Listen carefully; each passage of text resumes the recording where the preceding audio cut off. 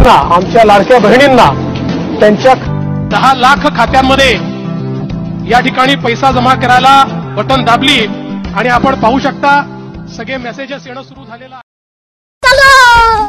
पहा, आताच मुख्यमंत्र्यांनी सांगितल्याप्रमाणे लाडक्या बहिणींच्या खात्यामध्ये पैसे यायला जमा सुरू व्हायला सुरुवात ही झालेली आहे आणि लाडक्या बहिणींच्या खात्यामध्ये महिलांना आता गुढीपाडव्या आधीच अजित तटकरे आणि मुख्यमंत्र्यांनी सर्वांनी सांगितलं आहे की मोठी भेटवस्तूसुद्धा इथं मिळणार आहे। त्यामुळं लाडक्या बहिणींना अतिशय आनंद झालेला आहे आणि यासोबतच ज्या लाडक्या बहिणी आहेत त्यांना सणाच्या आधी अजून एक नवीन भेटवस्तू मिळणार आहे, ती सुद्धा आपण या व्हिडिओमध्ये पाहणार आहोत। सोबतच लाडक्या बहिणींना 21 रुपयांचा हप्ता हा सुरू झालेला आहे। एप्रिलचा हप्ता 10 ते 25 हजार रुपयांचं वेगळं अनुदान हे सुद्धा मिळणार आहे। सोबत लाडक्या बहिणींना जे काही त्यांचे मागचे हप्ते आहेत ते 3000 रुपये राहिलेले ते सुद्धा मिळणार आहेत। सगळ्यात महत्त्वाचे अपडेट आपण आता पाहत आहोत। चॅनलवरती नवीन असाल तर चॅनलला आधी सबस्क्राईब करा, कारण अशा प्रकारचे व्हिडिओ फक्त आपल्याला आपल्या चॅनलवरतीच पाहायला मिळतात। शेवटपर्यंत व्हिडिओ पहा। ज्यांना 21 रुपये पाहिजे आहेत आणि ज्यांना गुढीपाडव्याचं गिफ्ट पाहिजे त्यांनी व्हिडिओ शेवटपर्यंत पहा, कारण खूप महत्त्वाचा व्हिडिओ असणार आहे। जर तुम्हाला पैसे पाहिजे असतील तर हा व्हिडिओ 100% नक्की पूर्ण पहा। बघा आता काय केलेलं आहे तर सरकारनं याच्यामध्ये जे 21 रुपये देण्यासाठी जी सुरुवात केलेली आहे ती आजपासून सुरुवात झालेली आहे। आता सुरुवात केलेली आहे, काळजी करू नका, सर्वांना 21 रुपये हे मिळणार आहेत। पण याच्यामध्ये काही महत्त्वाच्या अटी ह्या लावलेल्या आहेत। एप्रिलच्या हप्त्याची सुरुवात झाली, पण लाडकी बहीण योजनेमध्ये बदल करण्यात आले। काय बदल करण्यात आले, कशासाठी बदल करण्यात आले, मग तुम्हाला काय काम करायचे आहेत आता जेणेकरून तुम्हाला एप्रिलचा जो हप्ता सुरू झालेला आहे तो सुद्धा मिळू शकतो। तर त्यासाठी काही महत्त्वाचे अपडेट्स मी इथं देणार आहे, त्यामुळं तुम्हाला हप्ताही येत राहतील। सोबतच गॅस सिलेंडरचे 3 पैसे एकदम मिळणार आहे तुम्हाला, एकदम 3। 8 त्रिक 2400 म्हणजे 2400 जवळपास तुम्हाला तिथं रुपये मिळणार आहेत। सोबत हे 2100 जवळपास आपण जर बघितलं तर हा आकडा खूप मोठा होता आहे। जवळपास 4800-700 पर्यंत हा आकडा जात आहे। आणि गुढीपाडव्यासाठी आपला जो सगळ्यात मोठा सण आहे गुढीपाडवा, यासाठी लाडक्या बहिणींच्या खात्यावरती एकदमच जवळपास 5000 रुपये हप्त्यांचे आणि गुढीपाडव्यासाठी जी काही भेटवस्तू आहे ती सुद्धा लवकरच देत आहेत। आता भेटवस्तू काय आहे, एक तर लाखो रुपयामध्ये 2 गिफ्ट आहेत, 2 भेटवस्तू आहेत। पहिली गोष्ट तर हजारोमध्ये आहे, दुसरी गोष्ट ती तुम्हाला लाखो रुपयामध्ये असणार आहे। तर व्हिडिओ शेवटपर्यंत पाहिल्यानंतर सगळ्या गोष्टी तुम्हाला एकंदरीत समजणार आहेत। कोणते ते जिल्हे आहेत जिथून ही सुरुवात केली जात आहे, कुठून वाटप होत आहे, या सगळ्यांची माहिती आपल्याला या व्हिडिओमध्ये जवळपास संपूर्ण डिटेल माहिती पाहायची आहे। चला व्हिडिओला सुरुवात करू। बघा, आपल्या सगळ्यांना माहिती आहे फेब्रुवारी आणि मार्च महिन्याचा हप्ता जवळपास सर्व म्हणजे सगळ्या लाडक्या बहिणींना आत्तापर्यंत आलेला आहे। आता जी वाट बघत आहेत सगळ्या लाडक्या बहिणी ते म्हणजे आपला एप्रिलचा हप्ता 21 रुपये। आता 21 रुपये का, कारण आपल्याला सरकारनं स्वतः सांगितलं होतं की आम्ही एप्रिलपासून जे पुढचे जे हप्ते आहेत ते 21 रुपये देणार आहोत, बरोबर। पण आता याच्यामध्ये सरकारनं सध्या काही महत्त्वाचे अपडेट्स दिलेले आहेत ज्याच्यामध्ये बदल केलेले आहेत आणि त्या बदलामुळं भरपूर लाडक्या या योजनेतून बाद होणार आहेत। हो, तुम्ही बरोबर ऐकलेलं आहे, भरपूर लाडक्या बहिणी या योजनेतून बाद होणार आहेत। याचं कारण त्यांनी स्वतः स्पष्ट केलेलं आहे। 4 बदल हे लाडकी बहीण योजनेमध्ये केलेले आहेत, ज्यामुळं त्याच लाडक्या बहिणींना आज 21 रुपये येतील। ज्या लाडक्या बहिणी हे 3 कागदपत्र तयार करून ठेवतील आणि जे 2 कामं मी एक्स्ट्रा सांगणार आहे ते करून तुम्हाला नक्की फायदा होणार आहे। तुमचा एकही हप्ता तिथं थांबला जाणार नाही आणि जे काही सगळे तुमचे हप्ते आतापर्यंत राहिले ते सुद्धा येतील। सोबत गॅस सिलेंडरचे पैसे येतील। गुढीपाडव्याचे जे 2 गिफ्ट आहेत ते सुद्धा तुम्हाला याच्यासोबत मिळणार आहेत। आता मी तुम्हाला सांगतोय बघा, महत्त्वाचं जे काही कामं करायचे आहेत आपल्याला, ती 4 कामं कोणती आहेत बघा।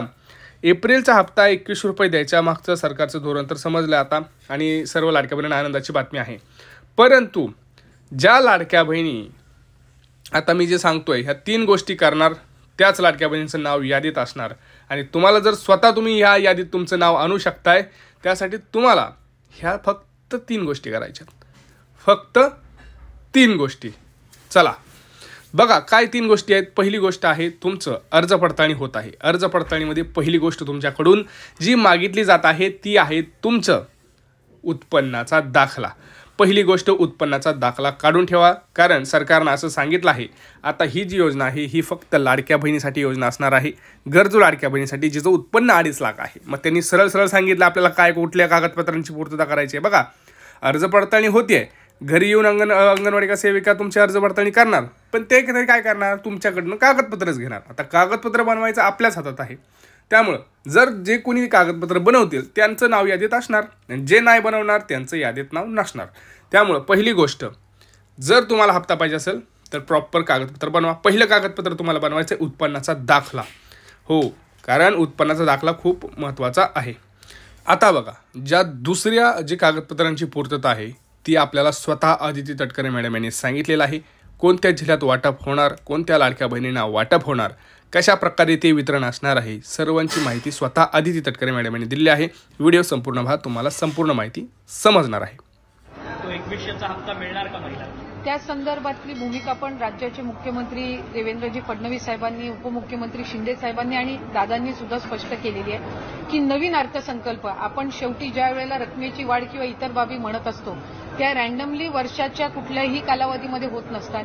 आम्ही ही योजना ज्या वेळेला जाहीर केली त्यावेळेला सुद्धा ती बजेटमध्ये ती योजना आपण आणलेली होती आणि तिथून ती सुरू झालेली होती.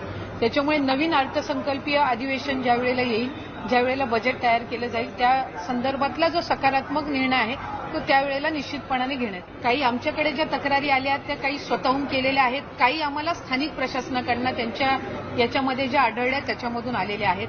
पण या कम्पॅरेटिव्हली एक साचा आम्हाला देतोय की कुठल्या 5 गोष्टींकडे आपल्याला लक्ष केंद्रित करायचंय आणि त्यानुसार आपण ही व्हेरिफिकेशन किंवा या ज्या काही इन्कम टॅक्स विभागासोबतच्या जे काही उत्पन्नाचं मॅच करण्याचे असतील किंवा 4 व्हीलरच्या ट्रान्सपोर्ट विभागासोबत असतील त्यानुसार ही आपण पावलं उचलत आहोत. याच्यामध्ये ज्या पात्र निश्चितपणाने ठरतील त्यांना ही योजना लागू राहणारच आहे, त्याबाबत काही नाही. जिथं दुबार ऍप्लिकेशन झाले, डबल ऍप्लिकेशन आहे किंवा जिथे आता त्यांचं स्थलांतर झालेलं असेल दुसऱ्या राज्यामध्ये, स्वाभाविकरित्या ते आपल्या शासन निर्णयामध्ये त्या पद्धतीच्या ज्या बाबी आहेत ते स्पष्ट केलेल्या आहेत. आम्ही फक्त GR अधिक काटेकोर पद्धतीने योजनेसाठी लाभार्थी म्हणून पात्र नाही आहेत. जर दुचाकीच्या वर जर कोणाची वाहनं 4 चाकीची असतील ते पात्र नाही आहेत. जर ते इंटरस्टेट जर मॅरेजेस झालेले असतील तर ते आता त्याच्यासाठी पात्र नाही आहेत. सरकारी नोकरी लागली असेल तर ते पात्र नाही आहेत. आणि आधार कार्ड आणि बँकचं हे जर नावामध्ये फरक असेल आणि त्यांनी ती लक्षात आणून दिलेली आहे तर ते पात्र नाहीत. पण याच 5 बाबींवर आपण पॅन महाराष्ट्र जे आहे ते आपण त्या संदर्भातली योग्य ती पावलं उचलत आहोत. नाही, विषय याच्यामध्ये सरकारचा निधी वाचवणं नाहीये, कारण आम्ही सुरुवातीच्या कालावधीपासूनच 2.5 कोटी लाभार्थी आपले असतील हे आम्ही विभाग म्हणून सुद्धा धरून चाललेलो होतो. जेव्हा बजेटची सुद्धा घोषणा झाली त्याच्यानंतर सुद्धा 2.5 कोटी लाभार्थी हे साधारणपणे रफली मॅक्सिमम असतील, हा एक त्याच्यामुळे पैसे वाचवणं किंवा निधी वाचवणं हा विषय नाहीये. याच्यामध्ये ज्या काही कंप्लेंट्स मधल्या कालावधीमध्ये आल्या आणि त्या फक्त स्थानिक प्रशासन किंवा तिथल्या यांच्याकडून आल्या नाहीत तर वेगवेगळ्या माध्यमांकडून सुद्धा त्या आमच्याकडे येत होत्या. कारण बरेचसे माध्यमं सुद्धा आम्हाला हे करायची की अशा काही स्थानिक पातळीवर आम्ही मीडियामध्ये ज्या वेळेला आम्ही चर्चा करत असतो त्यावेळेला अशा पद्धतीची जी रियालिटी, तर त्यानुसार आपण जात आहोत. याच्यामध्ये कुठेही पैसे वाचवणं किंवा या सगळ्या बाबींचं हे नाहीये.